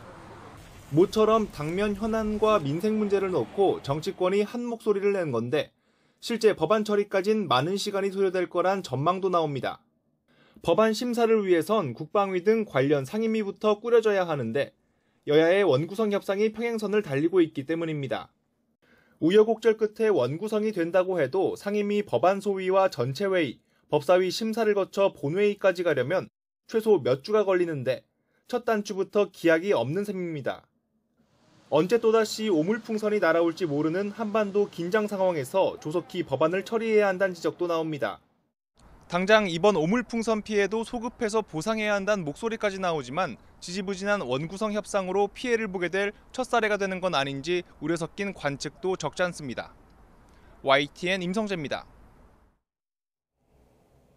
9.19 군사합의 효력이 정지되면서 그동안 멈췄던 서북도서와 군사분계선 일대에서의 포사격 훈련이 본격화할 수 있게 됐습니다. 이달 중으로 훈련이 재개될 전망입니다. 김문경 기자입니다. 지난해 9.19 군사합의 파기를 선언한 북한은 지난 1월 초 서북도서 완충구역 일대로 200여 발의 포탄을 쏟아부었습니다. 당시 우리 군은 K9 자주포와 전차 등을 동원해 400여 발을 발사했습니다. 북한 도발에 대한 맞대응이었는데 서북도서에서 K9 자주포 포성이 울린 것도 거의 6년 만에 처음이었습니다. 9.19 합의의 효력이 정지되면서 이제 맞대응이 아닌 자체 사격 훈련도 정상화됐습니다. 이르면 이달 중으로 훈련이 재개될 전망인데 더 이상 사격 훈련을 강원도와 경북 포항 등지로 옮겨 다니면서 할 필요가 없게 됐습니다. 앞으로는 섬에서 사격 훈련을 하게 돼서 유사시에 즉각적으로 반응이 가능해지고 또 한 가지로는 이런 서북도서에 대한 방어적 차원의 능력이 강화된다라고 이렇게 볼 수 있겠습니다. 육군도 이달 중으로 군사분계선 5km 이내 포사격 훈련을 재개할 전망입니다. 이를 위해 그동안 문을 닫았던 훈련장 시설을 점검하고 있고 해군 역시 동서해 북방 한계선 인근에서의 함정 사격 훈련을 재개하기 위한 준비에 들어갔습니다. 군사합의 효력 정지로 우리 군의 훈련이 정상화됐지만 문제는 북한의 대응입니다. 올해 초에 그랬던 것처럼 해안부 사격을 재개함으로써 서해상에서 군사적 긴장을 고조시키는 방향으로 나갈 수 있다고 봅니다. 특히 천안함 폭침과 연평도 포격 등 과거부터 북한의 도발이 집중됐던 서해 NLL 일대에서의 위협 수위가 고조될 것으로 예상돼 대비 태세를 더 강화해야 한다는 지적이 나옵니다. YTN 김문경입니다. 죽음의 백조라고 불리는 미군 B-1B 전략 폭격기가 오늘 한반도로 전개해 한미 공군 전투기와 연합훈련을 하면서 국내 사격장에 합동 직격탄 투하 훈련을 했다고 국방부가 밝혔습니다. 미국의 전략 폭격기가 7년 만에 한반도에서 사격 훈련을 한 건 군사정찰위성 발사 등 최근 북한의 도발에 대응하고 핵 능력을 고도화하려는 북한에 대한 경고로 해석됩니다. 우리 정부가 남북 간 적대 행위를 금지한 9.19 군사합의 효력을 정지한 것을 두고 중국은 냉정과 자제를 촉구했습니다. 마오닝 중국 외교부 대변인은 9.19 군사합의 효력 정지 발표에 관한 중국의 입장을 묻는 질문에 최근 사태의 격화에 우려를 표한다며 이같이 밝혔습니다. 마오 대변인은 한반도 형세를 격화시키는 어떤 언행에도 반대한다며 한반도 평화 안정 유지는 각 당사자의 공동 이익에 부합한다고 말했습니다. 최근 북한이 오물풍선 등 도발을 이어가고 있는 가운데 조 바이든 미국 대통령은 북한의 위협 수위가 더 높아진 건 아니라고 평가했습니다. 전임자인 트럼프의 대북 접근이 잘못됐다며 북한이 핵에 접근하지 못하도록 협정을 맺었어야 한다고 지적했습니다. 워싱턴 권준기 특파원입니다. 미국 시사주간지 타임은 지난달 트럼프 전 대통령에 이어 이번엔 바이든 대통령을 인터뷰했습니다. 북한과 이란의 핵 문제가 과거보다 더 위협적으로 변했다고 보느냐는 질문에 바이든 대통령은 아니라고 잘라 말했습니다. 북한 위협은 이전과 똑같다며 북한은 해결해야 할 다른 문제를 갖고 있다고 말했습니다. 북한과 이란의 핵을 인정해야 할지 물음에도 그렇지 않다며 전임자인 트럼프 얘기를 꺼냈습니다. 북한이 핵을 개발한 건 이미 오래전부터로 트럼프 정부 때인 5년 전 상황도 지금과 다르지 않았다는 겁니다. 핵무기가 있는 한 항상 문제가 생긴다며 북한이 핵에 접근하지 못하도록 통제하는 협정을 트럼프가 맺지 않은 게 잘못이라고 비판했습니다. 그러면서 자신에 대한 과소평가와 달리 믿을 수 없을 정도로 광범위한 인도태평양 전략을 수립했다며 한국, 일본 등과의 안보 공조 강화를 내세웠습니다. 특히 한국과 일본이 캠프 데이비드에서 화해한 것과 일본이 GDP의 3%를 국방 예산으로 쓰게 된 것을 구체적인 성과로 꼽았습니다. 자신의 과감한 투자로 태평양에서 이전보다 훨씬 강해졌고 중국은 압박을 느끼고 있다는 겁니다. 중국이 타이완을 침공할 경우 미군을 배치할 가능성을 배제하지 않는다면서도 구체적인 군사 개입 시나리오는 말할 수 없다고 답했습니다. 바이든 대통령은 인터뷰에서 재작년 한국 방문을 반도체를 되찾기 위한 목적이었다고 소개하며 대규모 민간 투자 유치를 업적으로 내세웠습니다. 워싱턴에서 YTN 권중입니다. 지난 대선 직전 허위 보도로 윤석열 대통령의 명예를 훼손한 혐의로 뉴스타파 대표가 검찰에 소환됐습니다. 서울중앙지방검찰청 특별수사팀은 오늘 뉴스타파 김용진 대표를 피의자 신분으로 불러 조사했습니다. 김 대표는 검찰 출석 전 취재진과 만나 검찰이 과거 상관의 명예를 지키기 위해 권력을 사적으로 이용하고 있다며 명백한 보복 수사라고 주장했습니다. 김건희 여사의 소환 조사 가능성에 대해 이원석 검찰총장이 앞으로 검찰이 하는 일을 지켜봐 달라고 말했습니다. 이 총장은 오늘 출근길 김 여사 소환 필요성을 주변에 언급한 적이 있느냐는 취재진의 질문에 이미 충분히 말씀드렸다며 이같이 밝혔습니다. 앞서 이 총장은 김 여사의 명품 가방 수사팀에 신속한 수사를 지시하고 법 앞에 어떠한 예외나 특혜, 성역도 없다며 원칙을 강조했습니다. 문재인 전 대통령이 부인 김정숙 여사의 인도 순방 논란이 불거진 뒤 처음으로 입장을 내고 각종 의혹을 조목조목 반박했습니다. 국민의힘은 순방 관련 추가 의혹을 제기하며 특검 필요성이 더욱 커졌다고 공세를 이어갔습니다. 손효정 기자입니다. 문재인 전 대통령이 자서전 공개 이후 불거진 김정숙 여사 인도 순방 논란에 처음으로 입을 뗐습니다. 국정을 안다면 있을 수 없는 치졸한 시비라며 김 여사 순방 일정을 공개하며 대응에 나선 겁니다. 먼저 대통령 부부의 해외 순방 경비는 청와대가 아니라 소관부처가 예산을 편성하고 집행한다며 당시 이를 담당한 건 문화체육관광부였다고 설명했습니다. 초호와 기내식 논란도 원천적으로 불가능한 일이라고 선을 그었습니다. 일반 기내식처럼 세트로 주문돼 더 고급일 수가 없다며 다만 인원이 적은 만큼 더 많은 양을 준비하는 일반 항공기와 비용이 다를 수밖에 없다는 설명입니다. 또 순방 갈 형편이 안 되는 자신 대신 아내라도 가는 게 좋겠다는 외교 당국의 건의에 따라 아내를 등 떠밀듯 가게 한 거라고 반박했습니다. 의혹을 제기한 여권을 겨냥해선 초호화 기내식, 버킷리스트 관광이라고 모욕하는 건 무슨 경우냐며 민망하고 한심한 일이라고 일갈했습니다. 문재인 청와대 출신 의원들도 윤석열 대통령 부부의 순방 비용을 공개하라고 역공에 가세했습니다. 윤석열 대통령과 김건희 여사가 기내식으로 통상 얼마를 썼는지 비교해주면 이런 논란이 생기지도 않았을 겁니다. 공군 125기에서 비용이 어떻게 책정되는지 순방 비용까지 함께 공개하십시오. 하지만 여권은 추가 의혹을 제기하며 공세 고삐를 조였습니다. 김정숙 여사가 인도 측으로부터 선물 받은 사리를 블라우스로 만들었는데 대통령 기록물로 기록관에 제출돼야 하지만 무단으로 훼손하고 무단으로 반출했다는 겁니다. 민주당이 김건희 여사 특검 등 온갖 특검을 우기고 있는데 현재 민주당이 남발하고 있는 특검 기준대로라면 오히려 김정숙 특검부터 먼저 추진해야 하는 것이 김정숙 여사 특검을 발의한 국민의힘 윤상현 의원도 근거 없는 공세가 아니라 자료를 토대로 한 문제 제기라며 특검 필요성을 역설했습니다. 여당 지도부는 특검은 개별 의원 발의 법안이라며 당 차원의 추진 가능성을 일축하고 있지만 김정숙 여사 의혹을 고리로 민주당과 문재인 전 대통령을 향한 여권의 공세는 더 거세질 것으로 보입니다. YTN 손효정입니다. 거대 양당이 차기 지도부를 뽑는 전당대회를 앞두고 나란히 당원 당규 손질에 나섰지만 분위기는 사뭇 다릅니다. 여당에서 한동훈 전 비상대책위원장을 견제하는 목소리가 끊이질 않는 사이 민주당에서는 이재명 대표의 장악력이 갈수록 커지는 모습입니다. 나혜인 기자입니다. 국민의힘 당원 당규 개정 논의는 지도부 선출 방식과 집단 지도 체제의 도입 여부를 중심으로 흘러가고 있습니다. 집단 지도 체제는 당대표 선거에서 떨어진 당권 주자들에게 최고위원직을 맡겨 지도부 전체 중량감을 키우자는 취지입니다.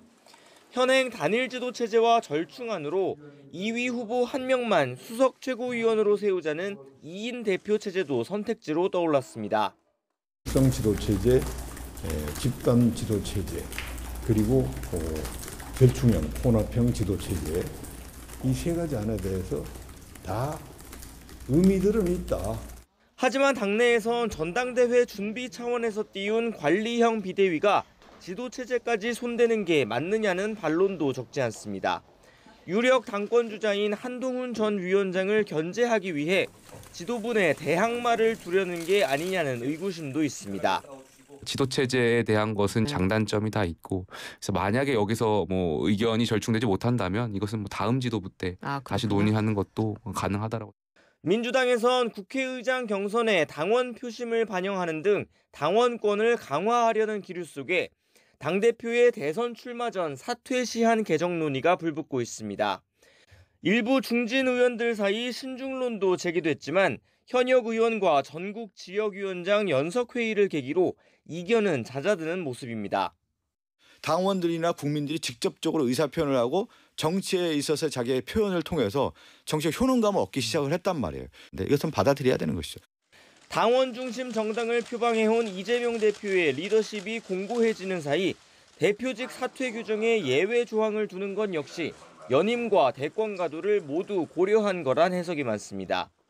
지도부는 이 대표의 연임 여부와 무관한 논의라고 일축했지만 연임을 전제로 한 발언들은 끊이지 않고 있습니다. 대선 일정이 만약 개헌 등의 사유로 변경될 시에는 1년 전 사퇴 조항을 적용할 경우엔 이재명 대표는 피선권이 박탈됩니다. 변화를 모색하는 여야 분위기가 다른 건 각 당 내부의 역학구도 영향이 크지만 결국 현재 정권의 지지율이나 총선 결과와도 무관치 않다는 분석도 나옵니다.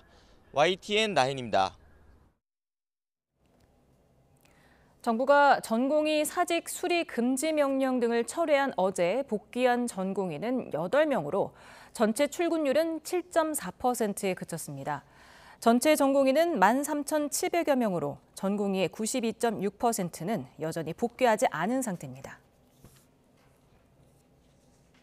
시민단체가 훈련병 사망 사건을 조사한 군 간부 등을 경찰에 고발했습니다. 서민민생대책위원회는 오늘 직권남용 혐의로 육군 수사단장 A대령을 고발했습니다.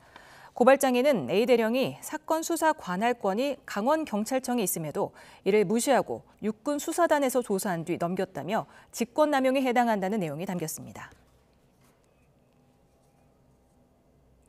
정부가 항공기 사고에 대비해 실제와 같은 훈련을 하며 범정부 차원의 대응 체계를 점검했습니다.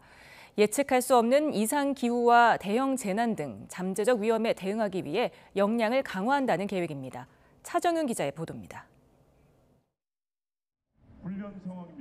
여객기 출입구에 빨간색 연기가 피어오르고 객실 승무원이 승객들을 밖으로 대피시킵니다. 잠시 뒤 사이렌 소리와 함께 소방차가 도착하고 항공기를 향해 거대한 물대포를 쏘아 올리며 긴박하게 움직입니다. 소방대원들은 비상문으로 진입해 미처 대피하지 못한 승객들을 구조합니다. 갑작스런 돌풍에 활주로를 벗어난 항공기가 셔틀버스와 충돌한 상황을 가정한 범정부 차원의 훈련입니다. 정부와 공항공사, 경찰과 소방당국, 의료기관까지 모두 21개 기관 350여 명이 동원됐습니다. 최근 이상기후로 난기류가 빈번하게 나타나고 도시 노후화로 인한 복합 재난 가능성이 커지면서 불확실성에 대한 대응 역량을 높이는 데 초점이 맞춰졌습니다. 실제 이번 훈련은 2022년 10월 필리핀 세부에서 활주로를 이탈한 여객기가 공항시설과 부딪힌 사고 등 해외 사례를 참고했습니다. 활주로 이탈하는 사고가 종종 있었기 때문에 이런 상황을 우리가 가정을 해서 거기에 대응하는 능력을 한번 점검을 해본 것입니다. 지난해 2차례 진행됐던 훈련은 올해 4번으로 늘리고 하반기엔 고속도로 터널 사고를 대비한 훈련으로 진행될 예정입니다. 정부는 사회적 이슈와 해외 사례를 참고해 실제 재난 상황과 유사한 다양한 시나리오를 설계하고 기관별 대응 매뉴얼을 보완한다는 방침입니다. YTN 차정은입니다. 신세계와 CJ그룹이 유통망 등을 공유하는 업무 협약을 맺었습니다. 신세계가 배송 부문을 CJ 대한통운에 맡기고 양사의 멤버십 혜택도 공유하기로 했는데요. 업계에서는 쿠팡을 견제하려는 움직임으로 해석하고 있습니다. 오동건 기자가 보도합니다. 유통업계의 두 공룡기업이 손을 맞잡았습니다. 대한통운의 CJ와 쓱닷컴, G마켓의 신세계가 업무 협약을 맺고 전방의 협력 체계를 구축했습니다. CJ는 신세계라는 동반자와 함께할 수 있어 마음이 굉장히 든든합니다. 물류에서는 대한민국 최고의 강자인 CJ 어깨를 좀 빌리고 싶다라고 제가 말씀을 드려서. 가장 눈에 띄는 협력은 물류 배송 부문입니다. G마켓과 쓱닷컴의 물량이 CJ 대한통운의 배송망을 사용하게 되는 것인데 빠르면 당장 다음 달부터 CJ의 이길 배송 온해 서비스가 G마켓에 도입됩니다. 다음 날 배송이 가능한 주문 마감 시간이 오후 8시에서 자정으로 바뀝니다. 쓱닷컴 역시 자체 쓱배송과 새벽배송, 물류센터 운영의 상당 부분을 대한통운이 맡는 방안을 논의 중이며 장기적으로 물류 분야를 대한통운에 이관하는 계획까지 세우고 있습니다. 양사는 또 물류 배송을 넘어 미디어 콘텐츠 분야 협력을 모색하고 멤버십 혜택까지 공유하기로 했습니다. 온라인에 강점이 있는 신세계 유니버스 클럽과 오프라인에 강점이 있는 CJ 원포인트 멤버십 혜택이 공유되면 최근 멤버십 가격을 7,890원으로 올린 쿠팡을 겨냥하는 효과도 있을 것으로 분석됩니다. 현재 대한민국은 전 세계에서 온라인 쇼핑이 가장 치열한 각축전이 벌이고 있습니다.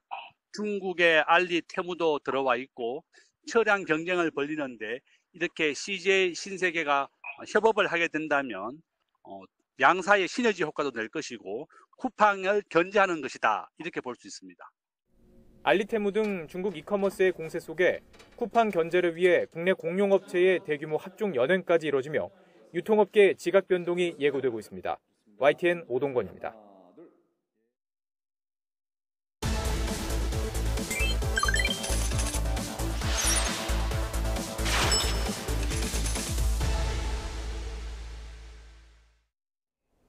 뉴스플러스 오늘의 경제픽입니다. 지난 3일 오전 윤석열 대통령의 포항 앞바다 석유가스 매장 가능성 발표 직후에 증시는 테마주를 중심으로 들썩였습니다. 오늘까지 3거래일 동안 롤러코스터를 탄 주요 테마주를 살펴봤습니다. 자, 먼저 발표 첫날인 3일 한국가스공사, 한국석유, 화성밸브 등이 상한가로 장을 마쳤습니다. 특히 이날 개인은 한국가스공사를 80억 원, 그리고 한국석유는 28억 원 순 매수했습니다. 그리고 한국석유는 28억 원 순 매수하면서 둘 다 상한가를 기록한 모습 볼 수 있습니다. 이들 종목은 석유 가스 채굴과 직접적인 관련은 없는 업체지만은 기대감이 작용한 것으로 보인다는 분석이었습니다. 연 이틀 상한가를 기록하던 한국석유는 사흘째인 오늘 장 초반 20.6%까지 오르면서 52주 최고가를 경신했지만 이후에 큰 변동을 보이면서 보합으로 장을 마쳤습니다. 한국가스공사는 오늘 10.91% 오른 43,700원에 거래를 마쳤습니다. 테마주에 꼽힌 주가들은 상한가를 기록한 이후에 대체로 기세가 꺾인 모습을 보였습니다. 전문가들은 3일 동안 나타난 에너지 관련주 급등 현상에 대해서 단기 테마주 성격이 강하기 때문에 신중하게 접근해야 한다는 조언을 했습니다. 이런 가운데 경북 포항 영일만 일대의 석유와 가스 매장 가능성을 분석한 미국 액트지오 대표가 우리나라에 왔습니다. 우리 국민에게 더 명확한 답을 주기 위해 직접 왔다고 밝혔는데 매장된 석유와 가스에 경제적인 가치도 있다고 말했습니다. 최아영 기자입니다. 미국 액트지오사의 비토르 아브레오 고문이 인천공항을 통해 입국했습니다. 아브레오 고문은 가장 먼저 우리나라를 찾은 배경에 대해 이렇게 밝혔습니다. And then raise a lot of questions in the Korean for the Korean people and the Korean community to give better or more clear responses for the Korean people in this very, very important project. 매장된 석유의 경제적 가치를 분석했는지 높이 평가하는지에 대해선 그렇다라면서도 말을 아꼈습니다. The answer is yes, but I cannot expand on that, right? Because I'm under confidentiality agreement with KNOC, and actually. 다만 우리 정부가 발표한 최대 140억 배럴 매장 가능성은 매우 유망하다며 분석 당사자로서 자신감을 내비쳤습니다. 이번 아브레오 고문의 방안은 한국석유공사의 자문 요청에 따라 이루어졌습니다. 최근 온라인을 중심으로 가정집 모습의 액트지오 본사가 공개되는 등 전문성을 두고 의구심이 잇따르자 이를 불식하기 위한 취지로 보입니다. 정부는 모레 기자회견을 열고 아브레오 고문이 직접 설명하는 자리를 마련할 예정입니다. 동해 물리탐사 분석 결과는 물론 최근 신뢰성 논란에 대한 질문도 나올 것으로 보여 어떤 답변을 내놓을지 관심이 쏠립니다. 검증 당사자가 직접 나선 만큼 여러 의문을 해소하고 신뢰를 높이는 계기가 될지 주목됩니다. YTN 최아영입니다. 젠슨 황 엔비디아 CEO가 삼성전자 고대역폭 메모리 HBM이 엔비디아 제품에 탑재될 가능성을 시사하면서 삼성전자 주가가 2.8%가량 올랐습니다. 삼성전자 주가는 어제보다 3.5% 오른 가격에 출발해서 장중에 7만 8천 원까지 상승했지만 이후 상승폭을 줄이면서 2.79% 오른 7만 7,400원에 마감했습니다. SK 하이닉스 주가는 하락 출발했지만 오후 들어 상승 반전하면서 0.21%가 오른 19만 3,700원으로 장을 마쳤습니다. 젠슨 황 CEO는 기자간담회에서 삼성전자 HBM이 엔비디아 품질 테스트를 통과하지 못했다는 소문에 대해서 아니라고 반박하고 테스트가 아직 끝나지 않았을 뿐이며 인내심을 가져야 한다고 말했습니다. 지난해 국내 주요 프랜차이즈 카페와 패스트푸드점에서만 일회용 컵이 9억 4천만 개 사용된 것으로 나타났습니다. 이게 어느 정도인지 잘 와닿지 않으실 텐데요. 384ml 일회용 컵을 일렬로 눕히면 10만 8,100km가 됩니다. 지구를 거의 3바퀴나 감쌀 수 있는 양입니다. 일회용 컵 9억 4천만 개 중에서 종이컵은 3억 8,200만 개였고요. 플라스틱 컵은 5억 5,800만 개였습니다. 지난해 일회용 컵 사용량은 2019년보다 21% 이상 많아진 수준이었습니다. 환경부는 일회용 컵 사용이 늘어난 원인으로 커피 소비량 증가를 꼽았는데요. 코로나19 사회적 거리두기 등 제한이 사라지면서 커피 테이크아웃이 많아져서 덩달아 일회용품 사용도 증가했다는 겁니다. 실제로 지난해 우리나라 1인당 커피 소비량은 2018년 대비해서 이렇게 11%가량 증가한 모습입니다. 오늘 6월 5일은 법정 기념일로 지정된 세계 환경의 날입니다. 기후위기로 친환경 등 가치 소비를 중시하는 소비자들이 늘면서 기업들도 친환경 행보에 박차를 가하고 있습니다. 황보혜경 기자입니다. 100% 생분해 인증을 받은 종이 화분에 식물을 옮겨 심습니다. 실내 공기 정화에 도움을 주는 테이블 야자입니다. 국내 제지회사가 개발한 생분해성 종이컵입니다. 안쪽에 폴리에틸렌 코팅이 돼 있지 않아서 화분에 옮겨 심은 뒤 2달 정도 지나면 흙으로 돌아갑니다. 세계 환경의 날을 맞아 열린 캠페인으로 관람객들 발길이 이어졌습니다. 환경의 날에 대해 깊게 생각해 본 적 없는데 이렇게 처음 체험해 보니까 더 깊게 환경에 대해서 생각해 본 것 같고 한 번 더 돌아보면서 이제 환경을 지켜야겠다고 생각한 것 같아요. 가치 소비가 주요 소비 경향으로 자리 잡으면서 친환경 제품을 선택하는 소비자들이 늘고 있습니다. 국내 대형마트 친환경 전문관에서는 생산 과정에서 저탄소 기준을 충족한 신선식품을 판매합니다. 지난해 매출이 한 해 전보다 12% 증가한 1,000억 원을 기록했는데 특히 영유아 자녀를 둔 3040 세대 고객이 눈에 띄게 늘었습니다. 아기가 생기고 나서부터 좀 더 유기농이라던가 친환경 자연적인 것들을 좀 더 찾게 되는 것 같고 그렇게 해서 조금이라도 더 건강하게 먹이고 싶다는 마음이 더 컸던 것 같아요. 지난해부터는 사탕수수 찌꺼기를 활용한 포장재를 도입했습니다. 나무를 베지 않고 토양에서 자연 분해되기 때문에 앞으로도 추가적으로 개발하는 상품에 대해서는 사탕수수 찌꺼기를 활용한 포장재를 지속적으로 활용할 계획이 있습니다. 젊은 층의 친환경 소비도 확대되는 추세입니다. 또 다른 대형마트에서는 20대의 친환경 제품 구매가 1년 전보다 20% 늘어나면서 가장 높은 증가율을 기록했습니다. 기후변화 등 환경 문제가 피부로 다가오면서 제품의 친환경성이 소비자들의 중요한 선택 요인이 되고 있습니다. YTN 황보혜경입니다. 대형 건설사 가운데 9곳이 부동산 프로젝트 파이낸싱 대출 규모가 자기 자본을 초과한 것으로 나타났습니다. 기업 데이터 연구소 CEO 스코어가 지난해 시공 능력 평가 상위 50대 건설사 가운데 39곳을 대상으로 부동산 PF 차입금 현황을 조사한 결과 전체 대출 잔액은 46조 3천억 원으로 한 해 전에 비해서 15% 늘었다고 밝혔습니다.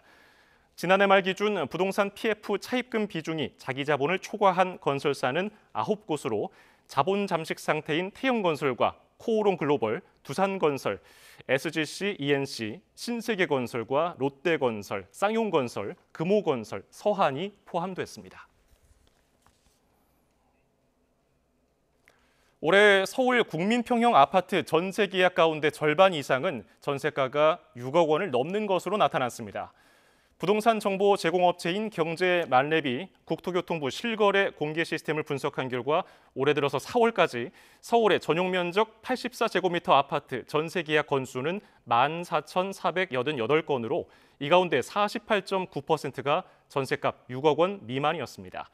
이는 국토부가 관련 통계를 작성하기 시작한 2011년 이후 가장 낮은 비중입니다.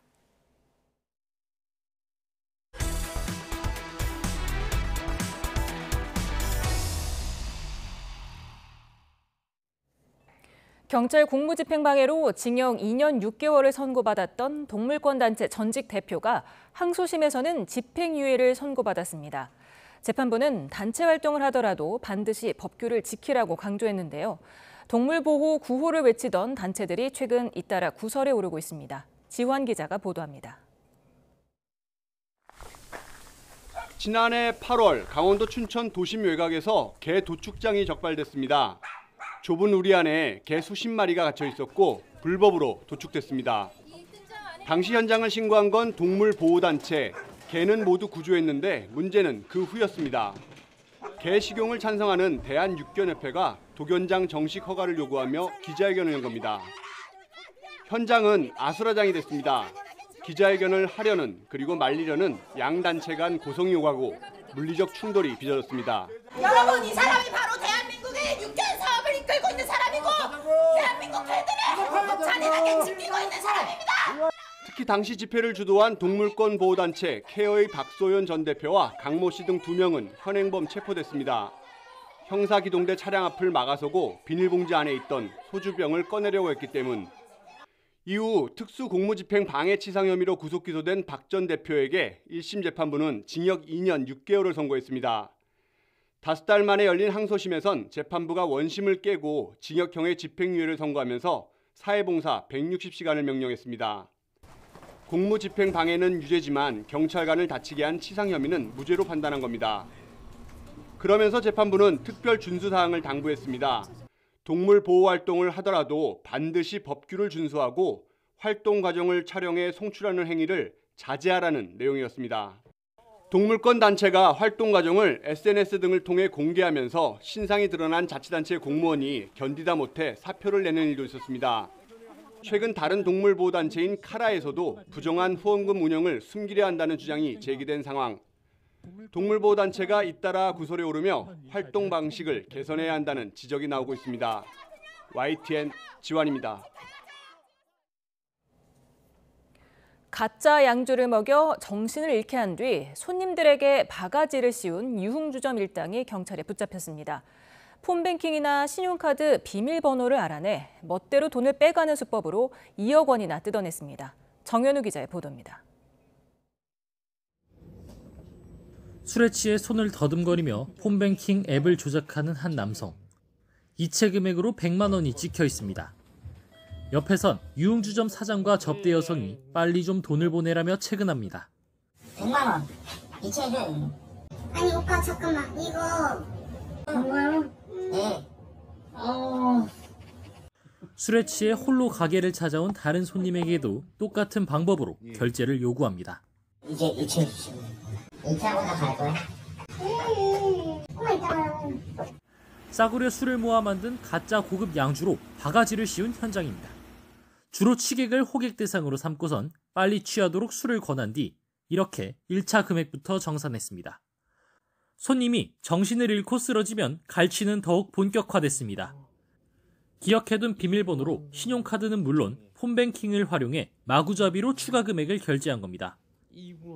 이런 수법으로 1년여 동안 서울 신림동 일대 유흥업소 2곳에서만 피해자 43명이 2억 원을 뜯겼습니다. 경찰은 유흥업소 업주 2명을 구속하는 등 일당 17명을 붙잡아 검찰로 송치했습니다. 또 신림역 일대에서 유사한 피해 신고가 반복 접수되고 있다며 추가 수사도 이어나갈 방침이라고 설명했습니다.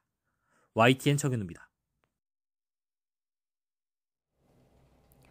서울대 졸업생들이 동문을 포함한 여성 수십 명을 대상으로 음란물을 만들어 퍼뜨린 서울대 N번방 사건의 또 다른 주범이 재판에 넘겨졌습니다. 서울중앙지방검찰청은 오늘 사건의 주범 30대 강모 씨를 구속 기소했습니다. 강 씨는 지난 2021년 4월부터 동문인 박 씨에게 피해자들의 사진을 받아 허위 영상물을 제작하고 전송한 혐의가 있습니다. 생후 5개월 된 아기를 방치해 숨지게 한 혐의로 재판에 넘겨진 20대 부모에게 징역형이 선고됐습니다. 청주지방법원은 친모 23살 A씨에게 징역 1년 6개월을, 친부 27살 B씨에게 징역 1년에 집행유예 2년을 선고했습니다. 재판부는 피고인들은 아이의 죽음이 자신들의 책임이 아니라고 주장하지만 의사의 충고를 듣고도 부모로서 안전한 수면 환경을 제공하거나 제대로 된 보호와 관찰도 하지 않았다고 밝혔습니다.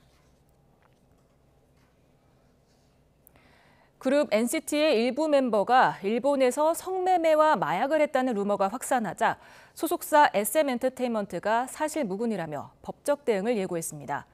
SM은 온라인상의 멤버 잔이와 해찬에 대한 차마 입에 담기 힘든 자극적인 내용의 루머가 유포되고 있다며 확인 결과 이는 전혀 사실이 아니라고 밝혔습니다. SM은 아티스트의 명예를 심각하게 훼손하는 범죄라며 국적을 불문하고 선처나 합의 없이 관련 행위자들을 처벌받게 하겠다고 강조했습니다.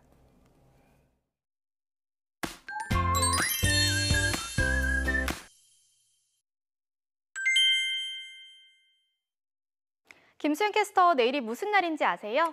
내일 당연하죠. 6월 6일 현충일이잖아요. 네, 맞습니다. 그럼 왜 현충일을 6월 6일로 정했는지도 아세요?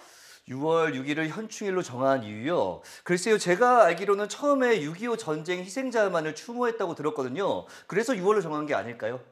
네, 맞습니다. 그런 이유도 있고요. 또 오늘이 절기 망종이잖아요. 보통 망종이 6월 5일에서 6일경인데 이때를 곡식에 종자를 뿌리기 가장 좋은 시기로 여겼다고 합니다. 그러면은 대한민국이 잘 뿌리 내리고 건지하길 바라는 마음이 담겨 있을 수 있겠네요. 그렇죠. 거기다가 가장 좋은 날로 여겼던 만큼 제사를 지냈던 풍습도 있다고 합니다. 생각보다 많은 뜻이 담겨 있네요. 네, 그렇죠. 현충일을 맞아 나라를 위해 희생하신 분들에 대해서도 다시 한번 생각해보고 감사하는 시간을 가져보면 좋겠습니다. 이번에는 날씨 알아볼까요? 네, 알겠습니다. 내일도 맑은 하늘 아래 여름 더위가 기승을 부리겠습니다. 서울 낮 기온이 30도까지 오르는 등 중부지방은 오늘만큼 덥겠고요. 남부지방은 대구 28도 등 예년 수준의 더위가 이어지겠습니다.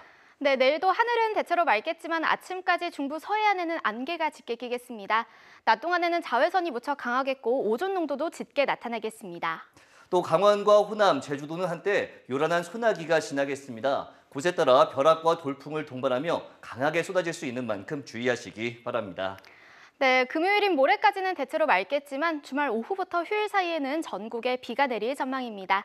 지금까지 날씨 캔버스의 원이다. 김수현이었습니다.